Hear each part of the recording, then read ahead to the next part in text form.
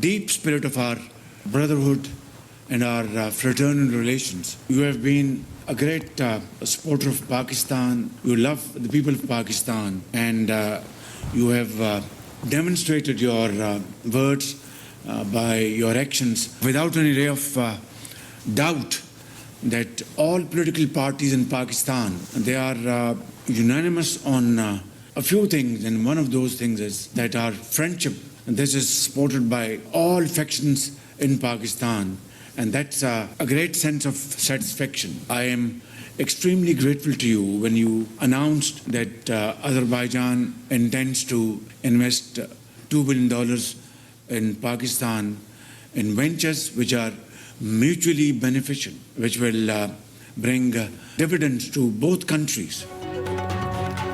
पाकिस्तान और अज़रबैजान की क़यादत का दो तरफ़ा ताल्लुकात को नई बुलंदियों पर ले जाने का आज़म, $2 अरब की सरमायाकारी को एक में ख़त्मी शक्ल देने पर इत्तफ़ाक़, वफ़ामती यादाश्त और मुआहदों पर दस्तख़त, वज़ीर आज़म शहबाज शरीफ की अज़रबैजान के सदर इल्हम अलियव से मुलाकात, तजारत, तवानाई और दिफ़ाई शोबों में ताउन बढ़ाने पर तबादला ख़याल, वज़ीर आज़म शहबाज शरीफ की अज़रबैजान के सदर इल्हम अलियव के साथ प्रेस कॉन्फ्रेंस, कहा $2 अरब सरमायाकारी के मुआहदों पर अप्रैल में इस्लामाबाद में दस्तख़त होंगे, दो तरफ़ा ताउन के मुआहदों की तकमील के लिए कोई कसर उठा न रखेंगे।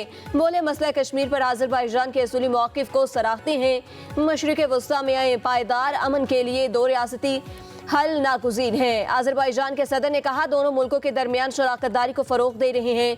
वज़ीर आज़म शहबाज शरीफ का बाकू में पाकिस्तान अज़रबैजान बिजनेस फोरम से खिताब, कहा पाकिस्तान में सरमायाकारी के बड़े मौक़े मौजूद हैं, गैर मुल्की सरमायाकारों को सहूलतें फ़राहम कर रहे हैं, राहदारी मुस्तक़बिल में गेम चेंज साबित होगी।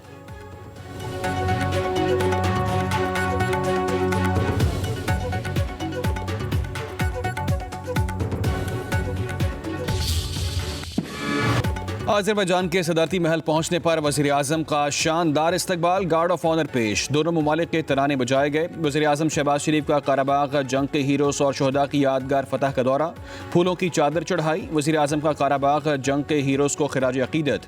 वज़ीर आज़म ने अपने तासुरात भी कलमबंद किए, लिखा फतेह की ये शानदार यादगार इंतहाई जुर्रत, हिम्मत और कौमी फ़ख्र की अलामत है।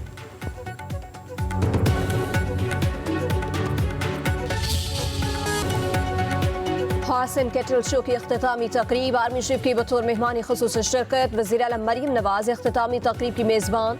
शेर सवारों ने अपनी महारत का मुजाहिरा किया। नेज़ाबाजी और तीर अंदाजी के मुकाबले, कबड्डी के मुकाबलों में खिलाड़ियों के खूब दावपेश। नामवर गुलकार राहत फ़तेह अली खान ने अपनी आवाज़ का जादू जगाया। हॉर्स एंड कैटल शो की 16 रोज़ा रंगारंग तकरीबात में लाखों अफराद की शिरकत, 20 बड़े इवेंट मुनाकिद हुए। Shandur polo match, dog show, flower shows भी हुए। तुर्किया, दुबई, बाकू, यूक्रेन समेत कई ममालिक से खिलाड़ियों की भी शिरकत। गैर मुल्की खिलाड़ियों ने इवेंट को शानदार और यादगार करार दिया।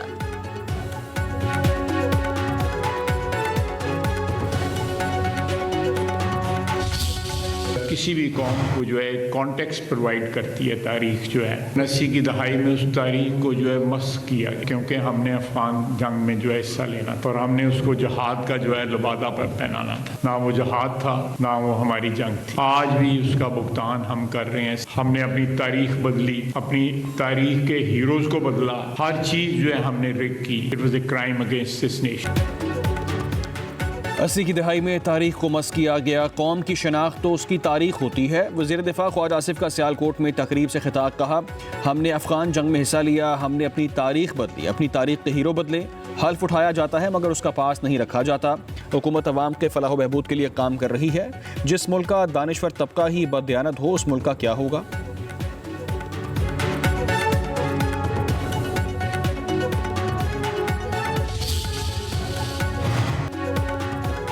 कभी ज़्यादा बारिशें होंगी तो कभी खुश्क साली, हमें तैयार रहना होगा। बरामदात में इजाफे के लिए सस्ती तवानाई का हसूल तरजीह है, जदीद टेक्नोलॉजी को अपनाना होगा। वफाकी वज़ीर एहसन इकबाल की वज़ीर आला सिंध मुराद अली शाह के साथ प्रेस कॉन्फ्रेंस, कहा सियासी इख्तलाफात को बाला ताक रखकर मुल्की तरक्की के लिए मिलकर काम करना होगा। सखर हैदराबाद मोटरवे की तरजीह वफाकी तरजीह है। साखली इलाकों को समंदर बुर्द होने से बचाने के लिए इक़दाम करना होंगे। कोयले की शक्ल में सिंध में तवानाई के बड़े बड़े ज़खायर मौजूद हैं। थर का इलाका पाकिस्तान की तवानाई का मरकज़ है।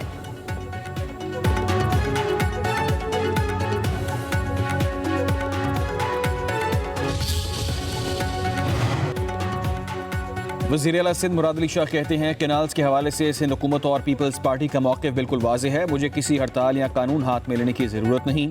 एदाद शुमार के साथ हम अपने मौक़िफ़ का दिफा कर सकते हैं। वज़ीर आला की प्रेस कॉन्फ्रेंस कहा, ये कोई सियासी जंग नहीं। निगरान हुकूमत में इरसा ने गलत फैसला किया। सिस्टम में पानी मौजूद नहीं, इसलिए कैनाल्स नहीं बन सकती। CCI मीटिंग में अपना मौक़िफ़ भरपूर अंदाज में पेश करेंगे। हमारा एतराज़ है हमें अपने हिस्से का पानी पूरा नहीं मिल रहा। टेली मीटरिंग के ज़रिए पता चल जाएगा।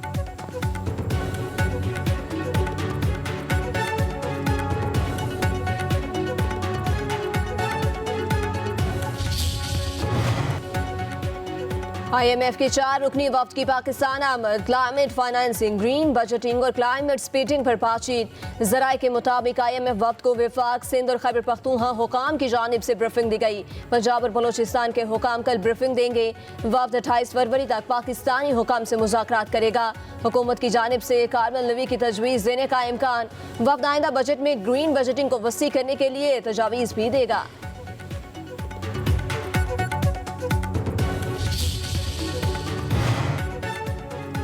जुडिशल कमीशन के रुकन एडवोकेट अख्तर हुसैन मुस्ताफ़ी हो गए। ज़राए के मुताबिक एडवोकेट अख्तर हुसैन ने अपना इस्तीफ़ा chairman judicial commission chief justice Yahya Afridi को भिजवा दिया। गैर रस्मी गुफ्तगू में कहा, इस्तीफ़ा हालिया जजेस तबादलों और सीनियरिटी इशूज़ पर इख्तलाफात की वजह से दिया है।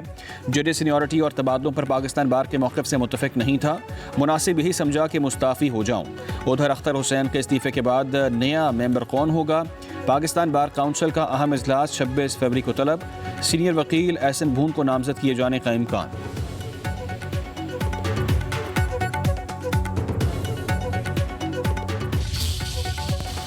कानून साजी आइन के मुताबिक ही हो सकती है। आइन से मुताबिकत न रखने वाला कानून नहीं बनाया जा सकता। हमारा अलमिया है कि कानून को सियासत की नज़र कर दिया जाता है। सुप्रीम कोर्ट के जस्टिस जमाल खान मंदोखेल के फौजी अदालतों के केस की समाअत के दौरान रिमार्क्स। कहा, क्या कोर्ट मार्शल अदालती कार्रवाई नहीं होती? बानी PTI के वकील अजीज भंडारी ने कहा कि कोर्ट मार्शल अदालती इख्तियार होता है, लेकिन सिर्फ फौजी एहलकारों के लिए, सिविलियंस के नहीं। आइन का आर्टिकल 245 फौज को अदालती इख्तियारात नहीं देता। जस्टिस अमीनुद्दीन खान ने कहा कि सिविलियंस के एक कैटेगरी भी आर्मी एक्ट के जुमरे में आती है। ये तफरीक कैसे होगी कि कौन सा सिविलियन आर्मी एक्ट में आता है और कौन सा नहीं? GHQ पर हमला तो हो, क्या आर्टिकल 245 के नोटिफिकेशन का इंतजार किया जाएगा? जस्टिस जमाल खान मंदोखेल ने कहा कि आइन में फौज को 2 तरह के इख्तियारात दिए गए हैं। एक इख्तियार दिफा का है और दूसरा सिविल हुकूमत की मदद करने का है। आर्टिकल 245 वाली दलील मान ले तो फौज अपने इदारों का दिफा कैसे करेगी? आर्मी एक्ट बनाने का मकसद क्या था, ये समझ आ जाए तो आधा मसला हल हो जाएगा। अजीज भंडारी ने कहा कि आर्मी एक्ट का लदम हो गया तो इंसदाद दहशतगर्दी अदालत का कानून मौजूद है।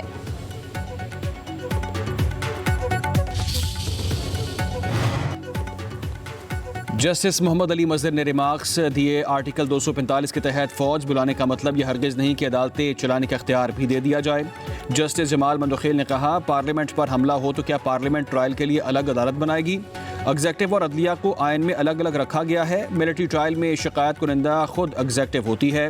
क्या शिकायत कुनिंदा अपने मामले का जज हो सकता है? जस्टिस नईम अख्तर खान ने इस्तफसार किया, फौजी और सिविलियन मिलकर ऑफिशियल सीक्रेट एक्ट की खिलाफ वर्जी करें तो ट्रायल कहाँ होगा? वकील उज़ैर भंडारी ने कहा, ऐसी सूरत में ट्रायल इंसदाद दहशतगर्दी अदालत में होगा। जस्टिस जमाल खान मंदोखेल ने कहा, क्या कोई वज़ीर आज़म अपनी मुकर्ररा मुद्दत से ज़्यादा ओहदे पर रह सकता है? उज़ैर भंडारी ने जवाब दिया कि 5 साल के लिए आने वाला वज़ीर आज़म 6 साल नहीं रह सकता।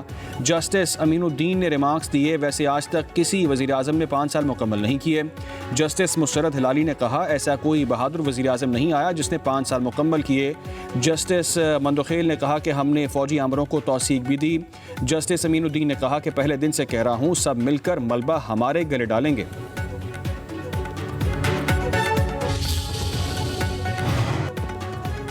सुप्रीम कोर्ट में 9 मई पर बानी PTI की मजम्मत का तस्करा। जस्टिस हसन अजहर रिजवी ने बानी के वकील अजीज भंडारी से इस्तफसार किया कि साबिक वजीर आजम ने 9 मई वाकयात की मजम्मत की कि यह गलत हुआ। रिमार्क्स में कहा, कराची में कर्फ्यू लगने पर फौज आती तो लोग फूल फेंकते थे।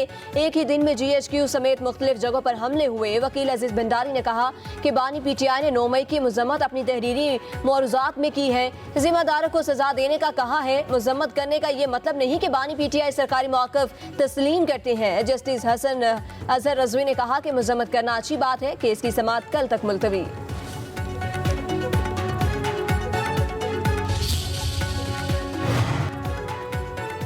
Chief justice supreme court Yahya Afridi का डेरा इस्माइल खान का दौरा। Chief justice Peshawar high court justice Syed Mohammad Ateeq Shah, senior जज जस्टिस एजाज भी हमरा थे। चीफ जस्टिस की दूर दराज के इलाकों में जजेस को सहूलतों की फराहमी की यकीन दहानी। वकला और बार नुमाइंदगान से भी मुलाकात। चीफ जस्टिस याहिया अफरीदी का सुप्रीम कोर्ट की डेरा इस्माइल खान बेंच में वीडियो लिंक समाअत की तजवीज़ से इतफाक। चीफ जस्टिस सुप्रीम कोर्ट का डेरा इस्माइल खान जेल का भी दौरा। इलामिया के मुताबिक चीफ जस्टिस ने कैदियों के मसाइल सुने और जेल में मुख्तलिफ बैरक्स का भी दौरा किया।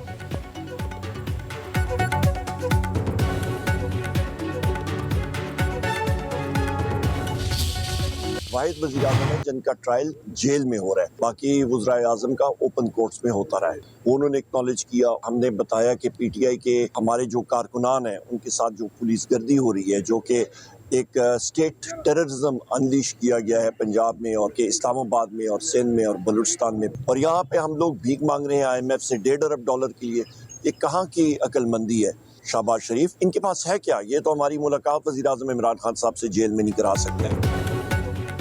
हुकूमत होश के नाखून ले, अवाम को दीवार से मत लगाए। बानी पीटीआई जब कहेंगे हम सड़कों पर होंगे। अपोजिशन को एक प्लेटफॉर्म पर लाने के लिए मुलाकातों का सिलसिला जारी है। अपोजिशन लीडर कौमी असम्बली उमर अयूब की इस्लामाबाद में मीडिया से गुफ्तगू। कहा, बानी पीटीआई वाहिद साबिक वज़ीर आज़म है जिनका ट्रायल जेल में हो रहा है। बाकी साबिक वज़राए आज़म की ओपन कोर्ट्स में ट्रायल होता रहा है। पंजाब पुलिस स्टेट दहशतगर्द बनी हुई है जो कच्चे के डाकुओं से डरती है। यही हाल इस्लामाबाद पुलिस का है जो बुज़दिल है। चीफ जस्टिस से मुलाकात में अदालती अमूर में मुदाखलत का नुक्ता भी उठाया।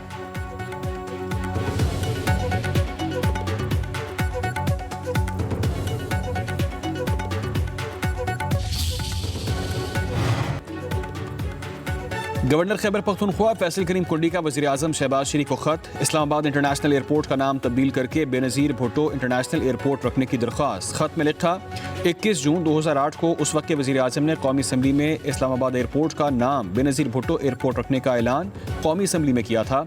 9 अगस्त 2008 को सिविल एविएशन अथॉरिटी की जानिब से ऐलान का बाकायदा एलामिया जारी किया गया। लिखा, उम्मीद है आप इस पर मुस्बत रद्द-ए-अमल देंगे।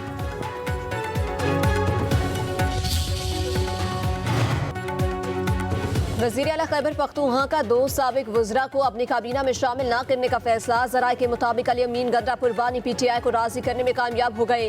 बानी ने सीनियर पार्टी रहनुमाओं के जरिए कामरान बंगश और तैमूर झगड़ा को काबीना में शामिल करने का कहा था। तैमूर सलीम झगड़ा ने कहा कि मैं कुछ कहूँगा तो बानी पीटीआई के मकसद को नुकसान पहुँचेगा। साथियों की पीठ में चिरा घूमने पर यकीन नहीं रखता। कामरान बंगश बोले कि मेरे लिए ओहदा मायने नहीं रखता। बानी पीटीआई के अहकामात के बावजूद काबीना में शामिल न करने की बात पर तबसरा नहीं करूंगा। अपने तहफ़्फ़ुज़ात पर पार्टी के अंदर बात करेंगे। मुशीर इत्तलात KP बैरिस्टर सैफ के मुताबिक ये पार्टी का अंदरूनी मामला है। अंदरूनी मामले पर मीडिया पर कोई बात कहना जरूरी नहीं।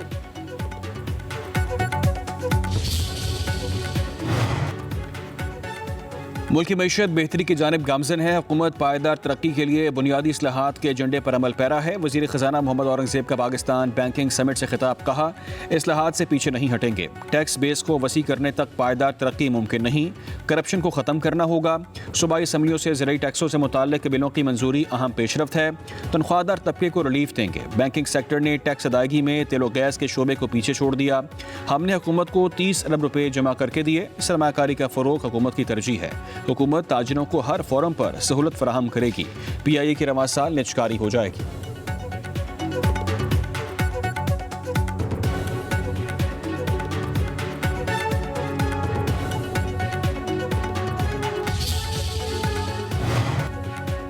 तहरीक-ए-इंसाफ की 22 मार्च को मीनार पाकिस्तान पर जलसे की इजाज़त की दरख्वास्त खारिज। लाहौर हाई कोर्ट की दरख्वास्त गुजार को हुकूमती कमेटी से रुजू करने की हिदायत। अदालत ने रिमार्क्स दिए, कमेटी फैसला नहीं करती तो आप अदालत से रुजू कर सकते हैं। दरख्वास्त गुजार अकमल खान बारी के वकील ने दलाइल दिए, हुकूमती कमेटी के पास जाना बेसूद है।